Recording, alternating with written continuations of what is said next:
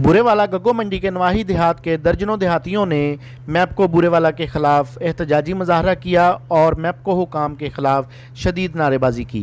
मुजाहरीन का कहना था कि बिजली की बार बार बंदिश, गैर एलानिया लोड शेडिंग और कम वोल्टेज की वजह से अवाम सख्त गर्मी और हबस के दौरान शदीद परेशानी में मुब्तला हैं। इंतहाई कम वोल्टेज की वजह से अब तक लाखों रुपए मालियत इलेक्ट्रिक आलात जल चुके हैं। मुजाहरीन ने कहा कि एसडीओ हाजी शेर सब डिवीज़न की नाअहली की वजह से अब तक अक्सर ट्रांसफार्मर डी फ्यूज सेट के बगैर चल रहे हैं, जिसकी वजह से डी सेट की तारें जलने की वजह से सार्फिन को नाकाबिल तलाफ़ी नुकसान उठाना पड़ता है। मुजाहरीन ने मुतालबा किया है कि बिजली की गैर एलानिया लोड शेडिंग का खात्मा करके वोल्टेज की कमी को फौरी तौर पर दूर किया जाए। मोहसिन मुगल, मुगल न्यूज़, बुरेवाला।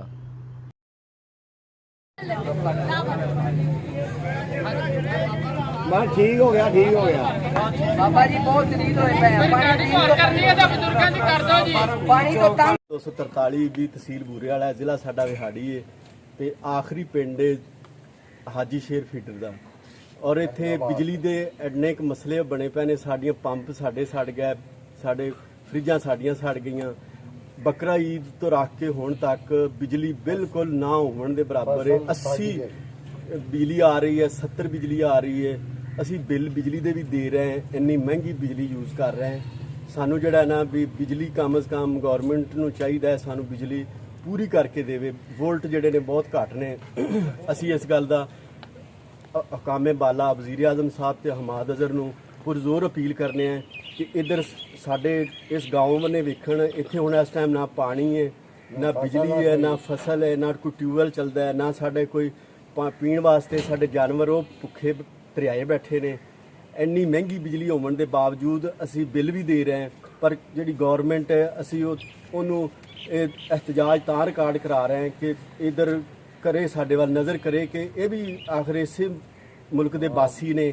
ਇਹਨਾਂ ਨੂੰ ਚਾਹੀਦਾ ਹੈ ਕਿ ਜਿਹੜੇ ਵੀ ਮਸਲੇ ਮਸਾਇਲ ਨੇ ਸਾਡੇ ਦੂਰ ਕਰੇ।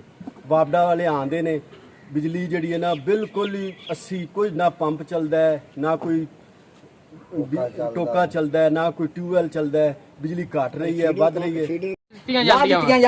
ਬਿਲਕੁਲ ਲਾ ਦਿੱਤੀਆਂ ਡੀਆਂ ਲਾ ਦਿੰਦੇ ਆ। ਅਸੀਂ ਬੜੇ ਪਰੇਸ਼ਾਨ ਆ। ਸਾਡੇ ਨਾ ਪੂਰੀ ਬਿਜਲੀ ਆਂਦੀ ਹੈ। ਅਸੀਂ ਵੀ ਇਸ ਪੰਜਾਬ ਦੇ ਵਿੱਚ ਰਹਿੰਦੇ ਆ, ਕੋਈ ਸਿੰਧ ਨਹੀਂ ਹੈਗਾ ਜੀ। ਬਿਜਲੀ ਦੁੱਖੋ ਪੱਖਾ ਨਹੀਂ ਚੱਲ ਰਿਹਾ। ਤੋਂ ਪਾਣੀ ਪੀਣ ਤੋਂ ਤੰਗ ਆ, ਨਹਾਉਣ ਤੋਂ ਤੰਗ ਆ, ਖਾਇਆ ਤੋਂ ਪਾਣੀ ਲਿਆ ਤੇ ਤਬਾਹੀ ਹੋ ਗਈ ਜੀ। ਤਬਾਹੀ ਹੋ ਗਈ ਬਿਲਕੁਲ। ਐਵੇਂ ਪੁੱਤਰੇ ਨਹੀਂ ਜਾਂਦੇ ਸਾਡੇ ਪੱਠੇ ਕਿਤੇ ਹੱਥ ਨਾਲ ਕੁੱਤ ਤਬਾਹੀ ਲੱਗੀ। ਬਿਜਲੀ ਆਂਦੀ ਨਹੀਂ, ਪੂਰੀ ਆਂਦੀ ਨਹੀਂ ਜੀ, ਆਂਦੀ ਨਹੀਂ, ਪੂਰੀ ਨਹੀਂ ਆਂਦੀ। ਪਾਣੀ ਤੋਂ ਤੰਗ ਆ, ਪੱਠੇ ਕੁੱਤ ਤੋਂ ਤੰਗ ਆ, ਪੱਖੇ ਰਾਤ ਨੂੰ ਮੱਛਰ ਪਟ ਤੇ ਖਾ ਜਾਂਦੇ। ਡਰਮ ਲੈ ਜਾਂਦਾ ਉਹਨੂੰ ਪਾਣੀ ਪੀਣ ਨੂੰ ਸਾਨੂੰ ਨਹੀਂ ਮਸੂਲ ਹੋ ਰਿਹਾ।